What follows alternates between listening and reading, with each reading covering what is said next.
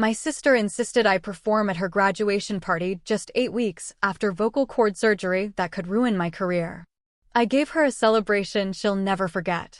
Can you imagine losing everything because your own sister, your flesh and blood, lied and sabotaged your biggest dream? What if that betrayal, years later, became the very thing that launched your entire career? When I was 17, my sister Bridget didn't just ruin my Juilliard audition, she absolutely obliterated it.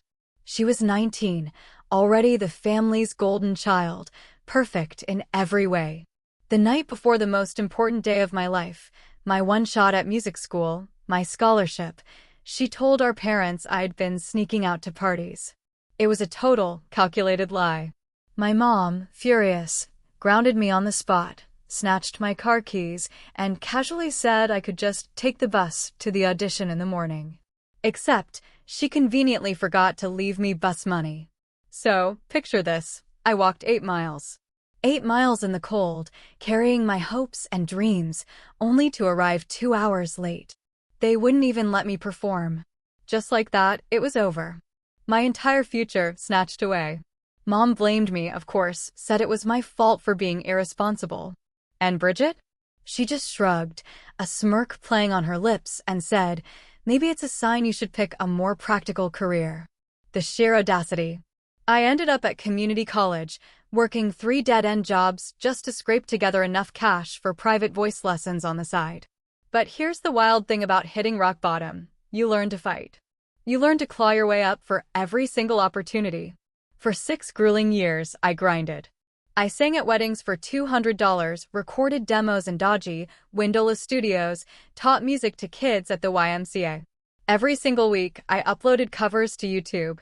Nothing fancy, just me and a cheap keyboard in my tiny apartment, hoping anyone would listen.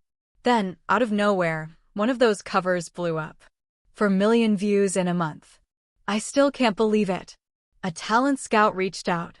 Suddenly, I wasn't just working, I was singing backup for actual touring artists. Then I was headlining small venues, then bigger ones. Last year, I signed with a real label. My debut album drops next month, and the advance was, well, enough for me to buy my first house. My own house. Meanwhile, Bridget became exactly what our parents always wanted: dental degree, suburban house, 2 perfect kids, a husband who manages a bank. They handed her $80,000 for her wedding. Me? A $50 gift card. I didn't complain. I just kept building my empire quietly. I haven't been to a family event in 3 years. Bridget never called to congratulate me on the record deal.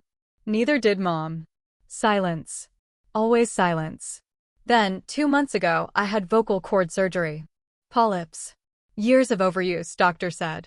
12 weeks minimum of no singing, or I risked permanent damage. I'm 8 weeks into recovery. I can't even hum without a dull ache in my throat. I posted about it online, letting my fans know why I wasn't performing. Thousands of supportive messages poured in. Not a single one from my family. Last week, my phone rang. Bridget. First time hearing from her in 18 months. She didn't ask about my surgery. Didn't ask about the album. Her MBA graduation party was next month, and she wanted me to sing. Not just any song, but my viral hit, in front of all her classmates. It would mean so much to have my famous sister perform, she gushed. I reminded her, gently, about the surgery. I can't sing for another month minimum. She actually laughed. Come on, 1 song won't hurt. You sing for strangers all the time, but not for your own sister. I explained, Bridget, I physically cannot sing right now. Doctor's orders. She called me selfish. Jealous of her achievements. An hour later, Mom called. Her voice ice cold. Your sister worked so hard for this degree. The least you can do is support her. I told her about the surgery again. She said I was exaggerating. That I could surely manage 1 song if I really wanted to. Bridget had already told all her friends I'd be performing. I was embarrassing the family by being difficult. The calls didn't stop. Every single day. Mom, Bridget, even Bridget's husband, Justin. Just lip sync if you have to. Take some throat lozenges. Stop punishing Bridget for being successful. The entitlement was absolutely insane. They expected me to risk my entire career, my voice, my livelihood, for Bridget's party. The same sister who had destroyed my chance at music school all those years ago. Yesterday, I'd finally had enough. I called my friend, Luis, who's also my manager. Told him I needed him to come with me to handle some family business. He knows my history with them. Didn't even hesitate. We drove 6 hours to Bridget's city. Her graduation party was today. A big, fancy country club, probably 20 grand, easily. We walked in just as Bridget was giving some droning speech about her journey and accomplishments. She saw me, and her face actually lit up. She announced to everyone, beaming, that her sister, the recording artist, had arrived to perform. 200 people, all her classmates, professors, her husband's colleagues, they all turned to stare. Mom was practically glowing, like she'd orchestrated the whole thing. I walked straight to the microphone. Bridget, still grinning, handed it to me, already pulling up the backing track on her phone. "Thank you, Bridget," I said, my voice echoing, calm and clear, through the speakers. "But I won't be singing today. Or ever for your events." A hush fell over the room. Bridget's smile faltered. "See," I continued, looking directly at her, "when someone sabotages your Juilliard audition at 17, lies to get you grounded the night before, and costs you your only shot at music school, you learn not to sacrifice your career for them. Especially when they demand you sing 8 weeks after vocal surgery, which could permanently end your career if you damage it further." I paused, letting the words hang in the air. "But congratulations on your MBA." The color drained from her face. It was priceless. Then Mom moved. Like a shot. She walked toward me and slapped me. Hard. The sting exploded across my cheek. A security guard instantly got between us before she could swing again. Luis, my amazing rock, grabbed my arm and pulled me back from the microphone. The whole country club went silent. 200 people frozen, staring. Bridget's face turned from ghost white to a furious, blotchy red. Her mouth opened and closed, but no sound came out. I could hear her MBA classmates whispering a low buzz. Someone had their phone up recording. Of course. Luis kept his hand on my shoulder, guiding me toward the exit. My legs felt shaky, but I kept walking, chin up. The crowd parted like the Red Sea. Someone gasped. A woman put her hand over her mouth, eyes wide. Bridget's husband, Justin, stood frozen by the bar, a drink halfway to his lips. Mom started screaming something behind us, but Luis didn't let me stop. We pushed through the double doors, into the lobby. The country club manager looked utterly bewildered. Luis didn't slow down, leading me straight through the front entrance and into the parking lot. The cool air hit my face and my hands started shaking. Really shaking. Like I couldn't control them. Luis unlocked his car and opened the passenger door. I got in and my whole body started trembling. He closed the door, ran around to the driver's side. My phone buzzed in my purse. Then again. Then again. Non-stop buzzing. Luis reached over, took my purse, pulled out my phone and turned it off. The screen went dark. He handed me a water bottle from the cup holder. I tried to open it, but my hands were shaking too much. He took it back, opened it for me. I drank. My cheek where Mom hit me felt hot, tight, stinging. Luis started the car and pulled out of the parking lot. I looked back. People were coming out the doors of the country club. Bridget stood there, arms crossed. Mom was next to her, pointing at Luis's car. We turned onto the main road and they disappeared from view.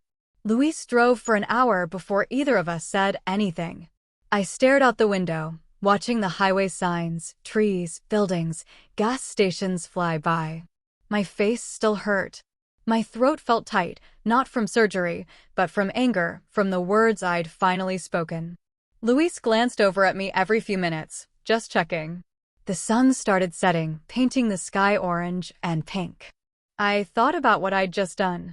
Standing up in front of all those people, telling them what Bridget did, what Mom did. Years of staying quiet. Taking it. And now everyone knew. Bridget's classmates knew. Her professors knew. Her husband's work friends knew. I spoke my truth after all this time. But my face hurt. And I could already hear the calls, the texts, the voicemails. Mom screaming. Bridget calling me names. Dad. Dad probably wouldn't call at all, just like always. Luis reached over, squeezed my hand for a second, then put his back on the wheel. The highway stretched out in front of us. Still 5 hours to go until we got home. We stopped at a rest area halfway. Luis needed gas. I needed to use the bathroom. My legs were stiff from sitting. I walked into the building. Fluorescent lights buzzed. The bathroom was empty. I went into a stall, then came out to wash my hands. That's when I saw my reflection. A bright red mark covered my left cheek, already starting to turn purple. A bruise. I touched it gently and winced. It hurt worse than I thought. The door opened. An older woman came in, glanced at me, and her eyes immediately went to my cheek. Her expression changed, concerned. Worried. I looked away, dried my hands. Luis was waiting outside. He saw my face and his jaw tightened. He pulled out his phone, held it up. I didn't understand at first. Then he pointed at my cheek. He wanted to take a picture. Documentation. Evidence. I nodded. He took 3 photos, the flash making me blink. He put his phone away without saying why. We both knew, though. Just in case. We got back in the car and drove the rest of the way home. Luis pulled into my driveway at midnight. The house was dark. I'd left in such a hurry, I'd forgotten to leave any lights on. Luis turned off the engine but didn't move to get out. He looked at me in the dim light from the street lamp. I'm staying in the guest room, he said. Didn't ask. Just told me. I was so grateful. The adrenaline was wearing off, and I felt utterly exhausted, heavy, like my body weighed twice as much. We went inside. I showed him the guest room, fresh sheets from his last visit. He said goodnight and closed the door. I went in my room and sat on the edge of my bed, still in the dress I'd worn to the party. My phone was still off in my purse. I didn't turn it back on. Couldn't face the messages yet. My cheek throbbed. I touched it again and the pain shot through my jaw. I got up, looked in my bathroom mirror. The bruise was worse now, darker purple spreading across my cheekbone. I took off my dress, put on sweatpants and a t-shirt. Washed my face carefully around the bruise. Brushed my teeth. Went to bed. But I couldn't sleep. Just stared at the ceiling, my mind reeling. What now? What did this mean for my family, for my career, for everything? I woke up to sunlight streaming through my bedroom window. My phone was still off. I turned it on, waiting for it to boot up. The screen lit up and notifications started flooding in. Missed calls, text messages, voicemails. The numbers climbed. 47 missed calls. Most from numbers I didn't recognize. Some from Bridget. Some from Mom. Some from Justin. I opened my texts. Bridget had sent a long message at 2 a.m. Every horrible name she could think of. Calling me jealous, bitter, pathetic. Saying I ruined her special day because I couldn't stand seeing her succeed, that I was a failure who blamed everyone else. That I should be ashamed. I deleted it without finishing. Mom left a voicemail. I played it on speaker. Her voice was cold and sharp with anger. She said I was no longer welcome at family events. That I'd embarrass them in front of important people. That Bridget worked hard for her MBA and I couldn't even be supportive for one day. She was ashamed to call me her daughter. The voicemail ended. I just sat there, holding my phone. My cheeks still hurt. The bruise probably looked even worse today. I got up and went to the kitchen. Luis was already there, making breakfast, eggs, toast, coffee brewing. He looked up when I came in. How'd you sleep? Not great, I admitted. He just nodded, like he expected it. Poured me a cup of coffee. We sat at the kitchen table. I showed him some of the messages. Bridget's texts. Mom's voicemail. He read them carefully, his face hardening. We need to document everything, he said. Save all the messages. Keep the photos of your bruise. He explained that the slap happened in front of 200 witnesses. If this got worse, if they tried to do something legally, we had evidence. I wasn't sure I wanted to go that route. Taking legal action against my own mother felt wrong, even after everything. But Luis said we needed to be prepared.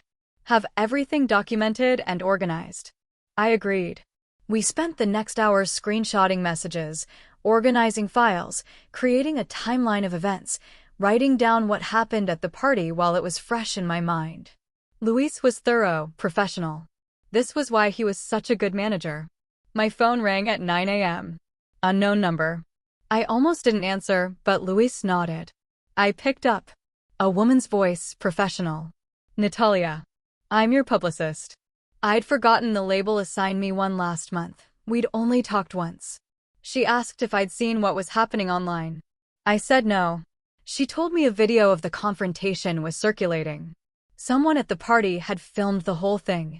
Me at the microphone, Mom slapping me, Luis pulling me away. It had been posted last night and already had thousands of views, thousands of shares. People were commenting, talking about it. Natalia said she was coming over to talk damage control. Asked for my address. I gave it to her.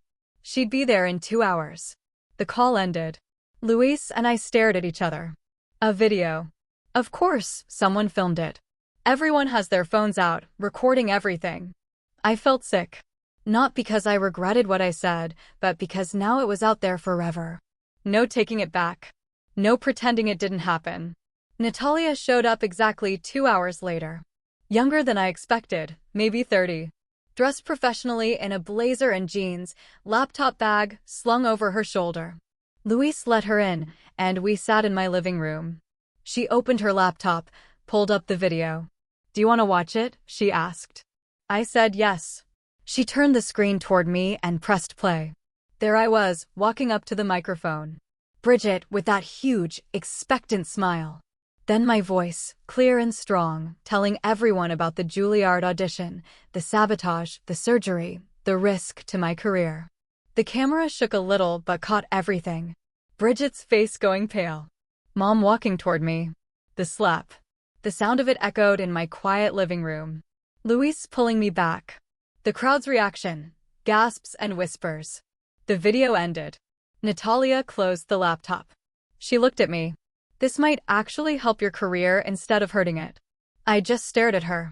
She explained that people were responding with overwhelming support.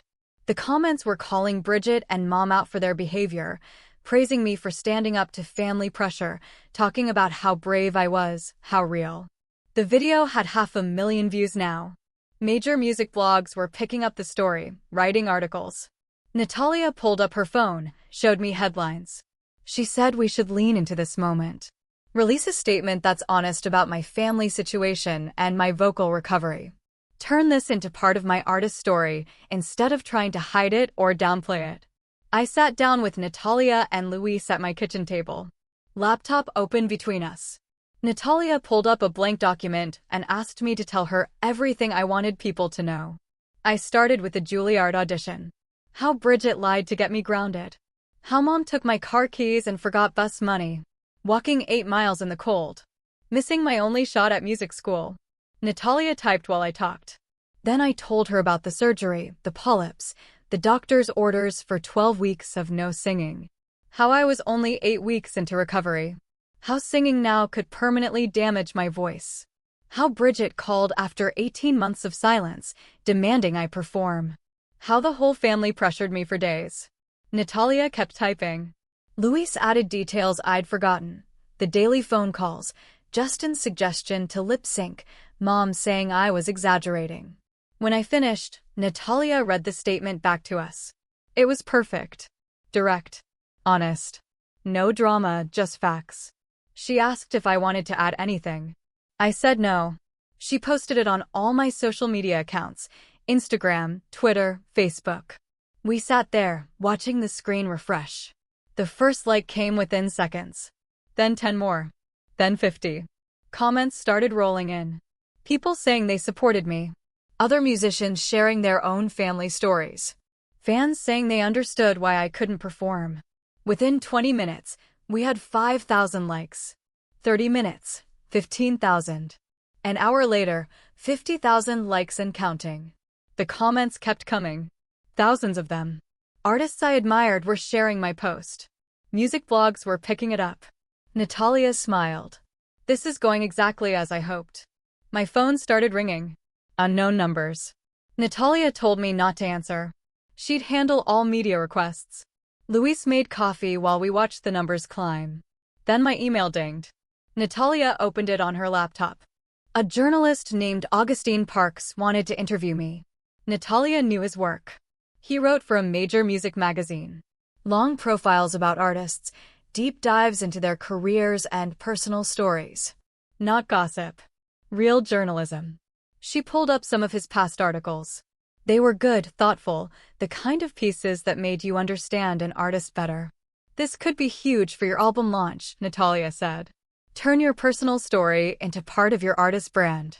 Show people the journey from sabotaged audition to record deal. She asked if I was comfortable doing it. I said yes. She replied to Augustine right there, setting up a phone interview for 2 days later. Luis refilled our coffee cups. My phone rang again. This time I recognized the number. Dad. I stared at the screen. Natalia nodded at me. I answered. Dad's voice sounded different than I remembered. Quieter. He said he saw my post. Read the whole thing. He wanted me to know he was sorry. For everything. For all the years of not standing up for me. I didn't say anything, just listened. He told me he always knew Bridget lied about me sneaking out before the Juilliard audition.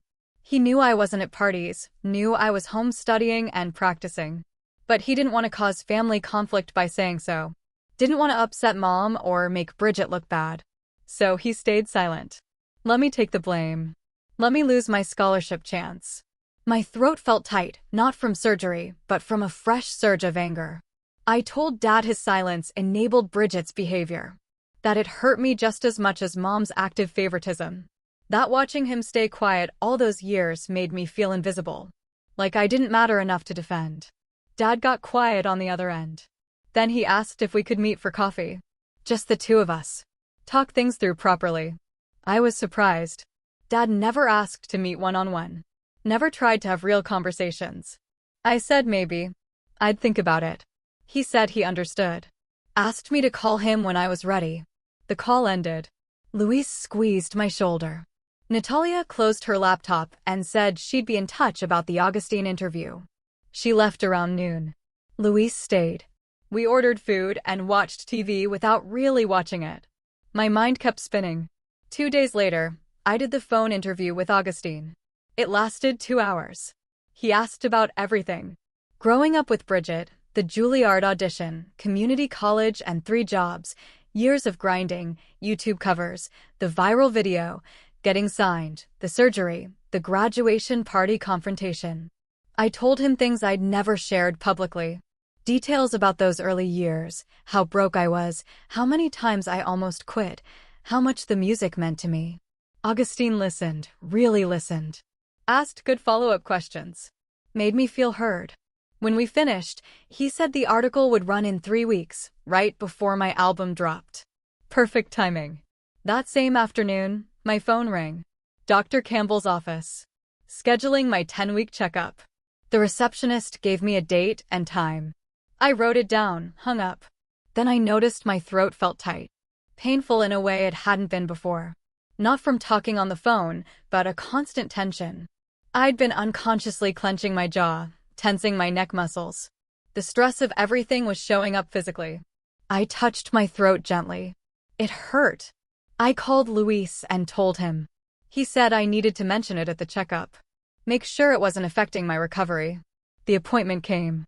Dr. Campbell did his usual examination, looked at my vocal cords with the scope. Said the healing was progressing well, no complications. But then he felt my neck and shoulders. Asked me to swallow. Watched my throat move. He said I was carrying a lot of tension, physical stress that could slow my recovery or cause other problems. He wrote down a name and number, a voice therapist named Finn, who specialized in helping singers recover from surgery and manage performance anxiety. Dr. Campbell said Finn could teach me techniques to release the tension. I took the paper, called Finn's office from the parking lot, and got an appointment. NT for the next day.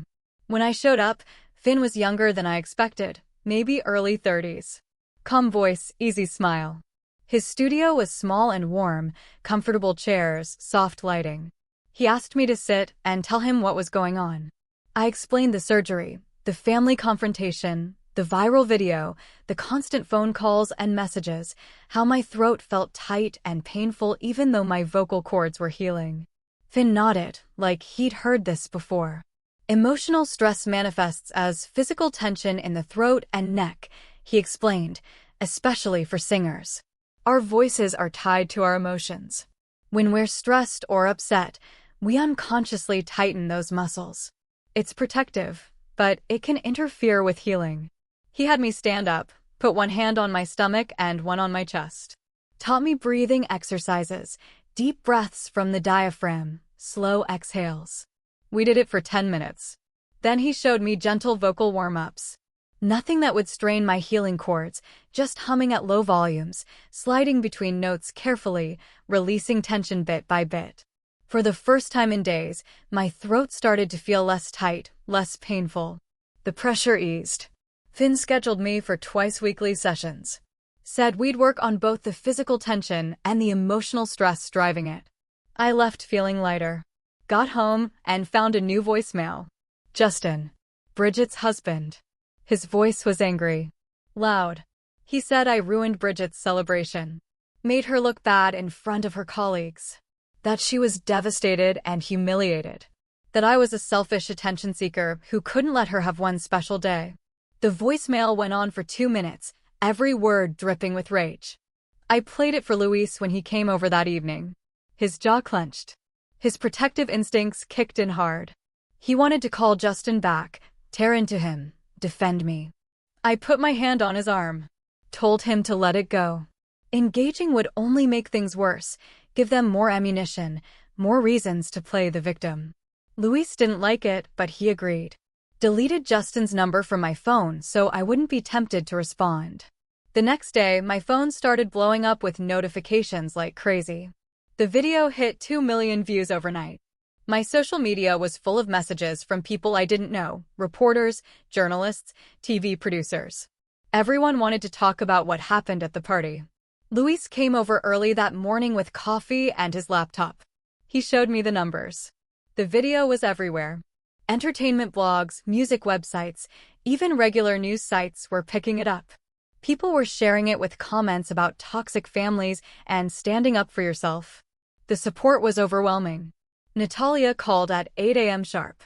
Her voice was excited but controlled. She had a list. Morning shows wanted me. Podcasts wanted interviews. Entertainment programs were reaching out. She said, "We need to be smart about this. Pick the right platform. Tell your story the right way." We spent 2 hours on the phone going through options. Some places just wanted drama. They'd twist my words, make it sensational. Others seemed more interested in the real story, my journey, how I got here. Natalia mentioned Augustine. I already knew him. I told Natalia to set it up. Augustine called me that afternoon. His voice was calm, professional. He explained what he wanted to do, a full profile, my background, the Juilliard story, building my career from nothing. The surgery, the family situation, everything. He said he wanted 2 hours on the phone, maybe more if needed, just me talking, him listening and asking questions. I agreed. We scheduled it for the next day. When Augustine called, I was nervous, but he made it easy. Started with simple questions, where I grew up, when I started singing. He didn't rush. Let me talk. Really listened. I told him about being 17. About Bridget lying to get me grounded. About walking 8 miles to that audition and being too late. About Mom saying it was my fault. About Bridget suggesting I pick a different career. He asked how that felt. I told him the truth. It destroyed me. That scholarship was everything. My only way out. My only chance at the life I wanted. When it disappeared, I felt like my future disappeared with it. But then I got angry. Decided I'd prove them all wrong. He asked about community college, about the 3 jobs, the voice lessons I paid for myself, the YouTube covers. I told him about uploading videos every single week for years, how most got maybe 100 views. How I kept going anyway, because what else could I do? Then one video hit different. 4 million views in a month. That Scout reaching out. Everything changing. Augustine wanted to know about the years between. The grinding. Singing at weddings for $200. recording in sketchy studios, teaching kids at the YMCA. I described it all, the exhaustion, the doubt, the moments I almost quit. But also the small wins. The first time someone recognized me from YouTube. The first paid gig that felt real. The first time I sang my own song instead of a cover. We talked about the record deal, the album, the surgery. He asked detailed questions about the polyps, about the recovery process, about what it meant to not be able to sing for 12 weeks. I explained how scary it was, how my voice is my career, my life, everything I worked for. If the surgery didn't work, or if I damaged my cords during recovery, it could all end. Then he asked about Bridget's call, about her demanding I perform. I walked him through every conversation, every guilt trip, every manipulation. Mom saying I was exaggerating. Justin telling me to just take throat lozenges. The complete disregard for my health and career. Augustine asked why I went to the party. I told him I was done being silent. Done letting them treat me like I didn't matter. Done pretending their behavior was okay. He asked if I regretted it. No, I said, without a moment's hesitation. Not even a little bit. The interview lasted almost 3 hours. When we finished, I felt exhausted, but good. Like I'd finally told the whole story to someone who actually cared about getting it right. A few days later, Dad texted. Asked if I'd meet him for coffee, just the two of us. I stared at that text for a long time. Wasn't sure I wanted to see him. Wasn't sure what he could possibly say that would matter. But I agreed. Picked a coffee shop halfway between our cities. Neutral ground. When I walked in, Dad was already there, sitting at a corner table. He looked older than I remembered. More tired. Gray hair, lines around his eyes. He stood up when he saw me, gave me this awkward half-hug. We sat down, ordered coffee. Didn't talk for a minute. Then Dad started. Said he was sorry. That he should have stood up for me years ago. That he took the easy path by going along with Mom. By letting her favor Bridget. By staying quiet when he knew things weren't fair. I just listened. Didn't interrupt. He said watching that video gutted him. Seeing me finally speak up. Seeing Mom slap me. Realizing how badly they'd all failed me. He admitted he always knew Bridget lied about me sneaking out before Juilliard. He knew I wasn't partying, knew I was home studying and practicing. But he didn't say anything because it would have caused a fight with Mom. Would have made Bridget angry. So he let me take the fall. Let me lose that audition. Let my whole future change because speaking up was too hard. Then he said something that shocked me. He'd been helping pay for my voice lessons. Years ago, when I was at community college, working 3 jobs, I used to get checks in the mail from someone I thought was a distant aunt. Turns out it was Dad. He'd been sending me money for lessons without telling Mom. Supporting my music in secret while publicly staying silent. I didn't know what to say. Didn't know how to feel. Part of me was grateful. He'd helped when I desperately needed it. But another part was angry. Why hide it? Why not stand up for me openly? Why help in secret, but let Mom and Bridget treat me like garbage in public? We talked for 3 hours. Dad explained that Mom always favored Bridget because Bridget did everything the traditional way.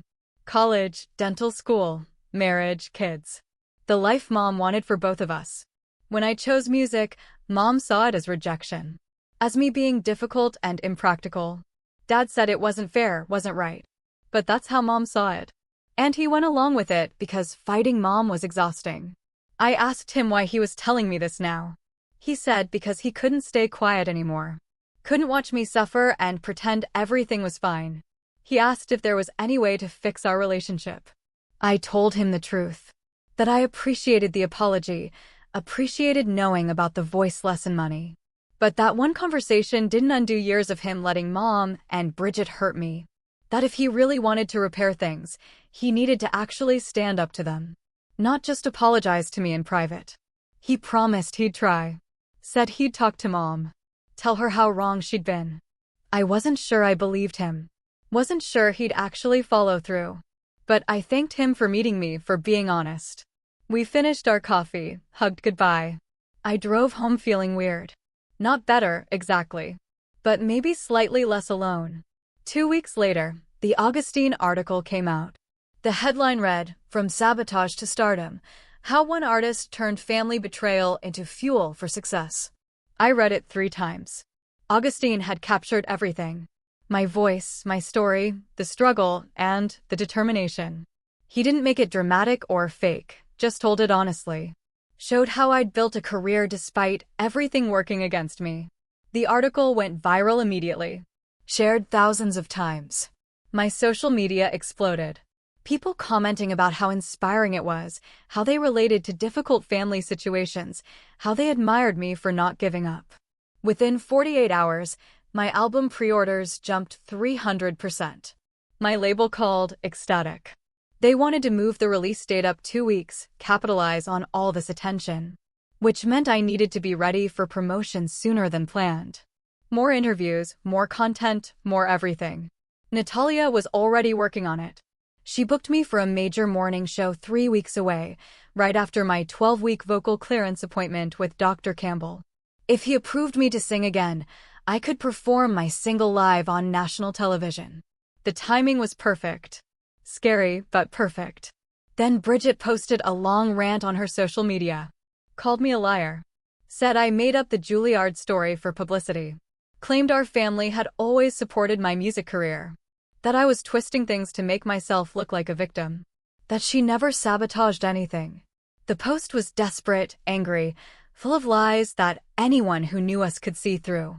But she posted it anyway, probably hoping to control the narrative, make herself look better.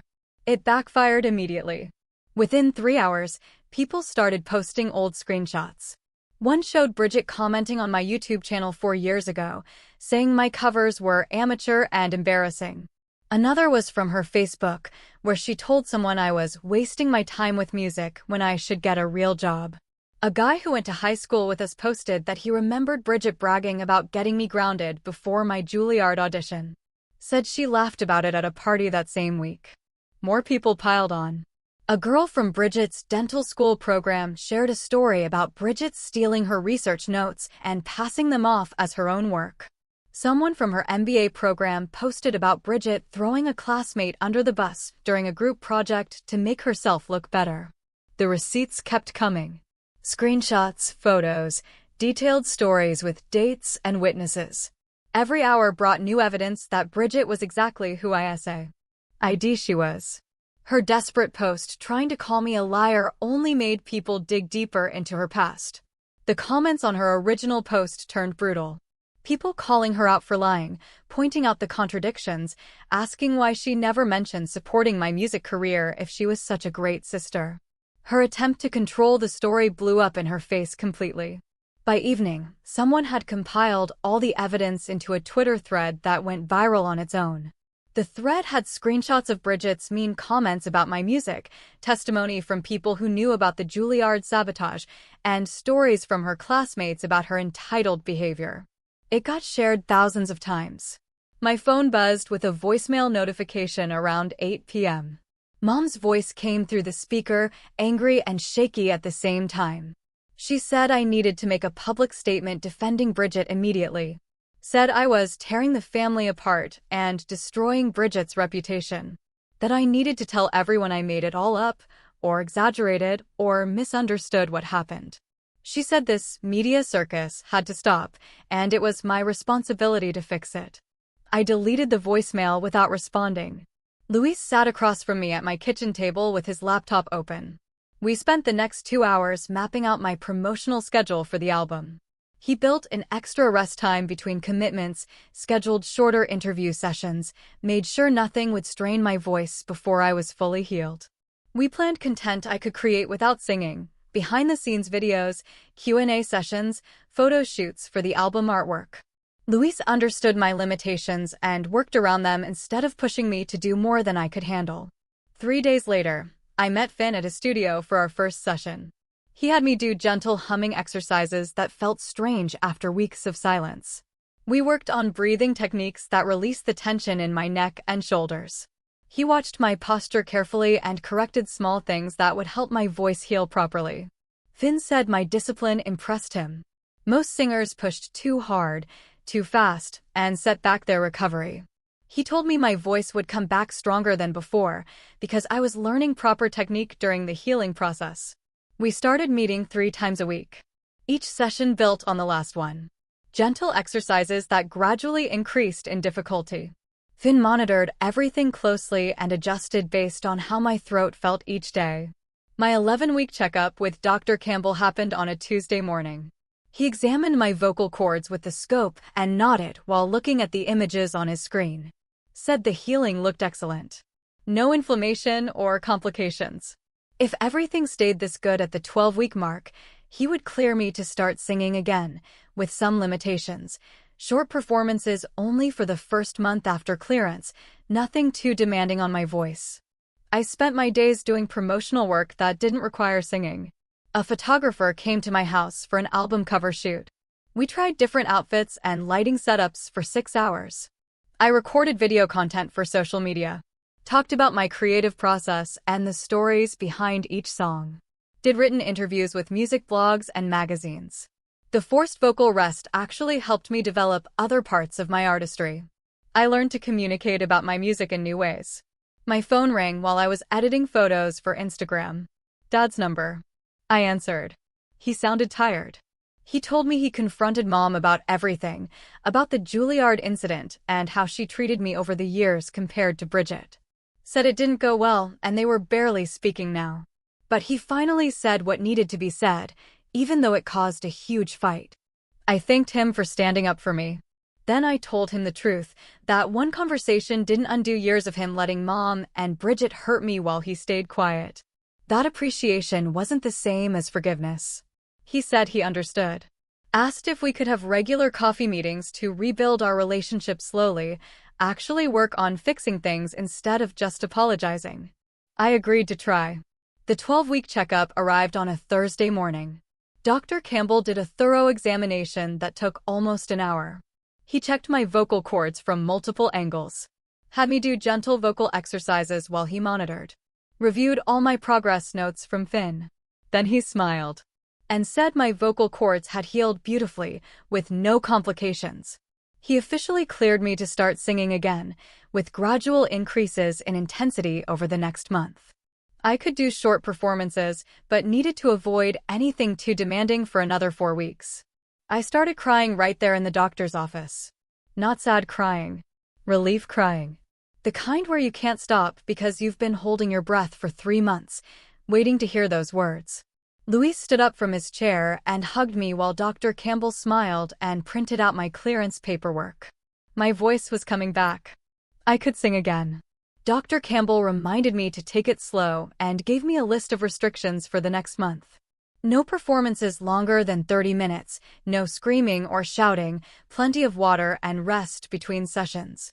I nodded, wiping my face with the tissue he handed me. Luis drove me straight to Finn's studio because I'd already texted him the good news and he wanted to start working with me immediately. Finn had cleared his afternoon schedule just for this. He met us at the door with the biggest grin and led me into the practice room where he'd set up recording equipment just in case my voice sounded good enough to capture. Luis sat on the couch against the wall while Finn and I stood near the piano. Finn started with the gentlest warm-up exercises. Humming first, then simple scales. My throat felt tight from nerves, but the sound that came out was clear. Different from before, but in a good way. Finn's eyes widened, and he gestured for me to keep going. We moved through progressively harder exercises, and my voice felt stronger with each one. The surgery had removed the polyps that caused strain for years. The proper technique I learned during recovery gave me better control. My tone was clearer and richer than it had been before the surgery. Finn recorded everything and played it back for me. I barely recognized my own voice. It sounded professional, polished, like the voice of someone who'd actually made it. Luis was grinning from the couch, and Finn kept saying he couldn't believe how good I sounded after just getting clearance. We spent 2 hours in that studio, and by the end, I was singing actual songs. Short ones with careful breath control, but real songs, with lyrics and emotion. Finn recorded video of me performing, and the footage looked incredible. Natural and raw and real. Natalia called while we were watching the playback, and I put her on speaker. She wanted to post the video immediately, with a caption about resilience and healing. I agreed and sent her the file. She had it posted within 20 minutes. The response was immediate and overwhelming. Hundreds of comments flooded in within the first hour. Thousands of likes and shares. People saying they were crying watching me sing again. Other artists commenting with support and congratulations. Fans sharing their own stories of overcoming setbacks. The video hit 100,000 views by that evening. Finn scheduled 3 extra sessions with me over the next week to help me build strength safely. The morning show performance was in 5 days, and we needed to make sure I was ready. I practiced my single every day with Finn monitoring closely to make sure I wasn't pushing too hard. He adjusted my technique in tiny ways that made huge differences, showed me how to support my breath better and reduce tension in my jaw.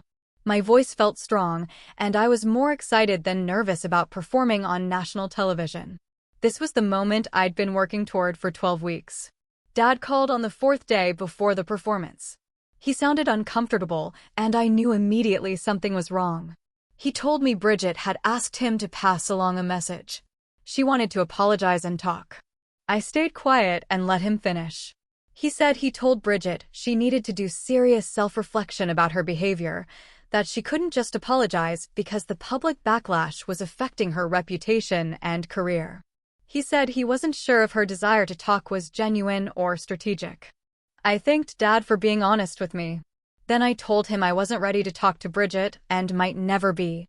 That some relationships can't be repaired, no matter how much someone apologizes.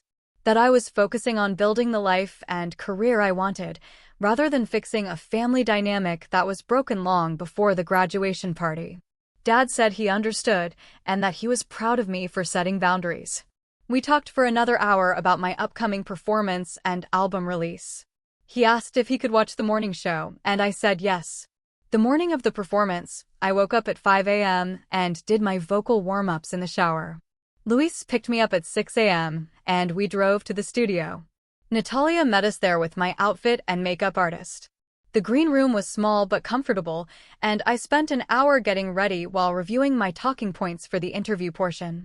The host was friendly when we met backstage and told me she loved my story. Said it would inspire a lot of people. I walked onto the set at 8:30, and the studio audience applauded. The interview lasted 6 minutes, and I talked about the surgery recovery and finding my voice, both literally and figuratively. Then I performed my single live with a small band backing me up. My voice was strong and clear, and I hit every note perfectly. The audience gave me a standing ovation. The performance video was posted online immediately after the show ended. It went viral within hours. 5 million views in 24 hours. Comments pouring in from people all over the world. Music blogs and entertainment sites writing articles about my comeback. My phone didn't stop buzzing all day. 2 days later, my album released. I spent release day doing radio interviews and social media promotion. Luis monitored the sales numbers obsessively and kept texting me updates. By the end of the first week, the album had debuted at number 3 on the charts. The highest first-week sales my label had seen from a new artist in years. The combination of my story, the quality of the music, and all the publicity had created the perfect launch. My label threw a small celebration at their office, and everyone kept congratulating me. Luis and I went to my favorite restaurant that night to celebrate properly. Just the two of us, in a quiet corner booth. He ordered champagne and told me he was proud of how I'd handled everything, from the confrontation to the recovery. I realized, sitting there, that standing up to my family had been terrifying, but it was absolutely necessary. It opened doors I didn't even know were possible. It gave me permission to stop accepting their treatment and start building something better. 6 months passed. I was on a national tour, performing in venues I'd once only dreamed about. Sold-out shows in major cities. Fans singing along to every word. My voice was stronger than ever, and I'd built a career on my own terms, without family support or approval. Dad and I met for coffee every few weeks, and our relationship was slowly improving. He'd started standing up to Mom more, setting his own boundaries. But I'd accepted that Mom and Bridget might never be part of my life again. And I was genuinely okay with that. I'd found my own family in Luis and Finn and Natalia, and the fans who supported my music. People who celebrated my success instead of resenting it. Who showed up when I needed them? Who believed in me, even when I didn't believe in myself? That was enough. So, here's my question for you. Have you ever had to choose between family loyalty and your own well-being or dreams? What did you do? I really want to know what you think.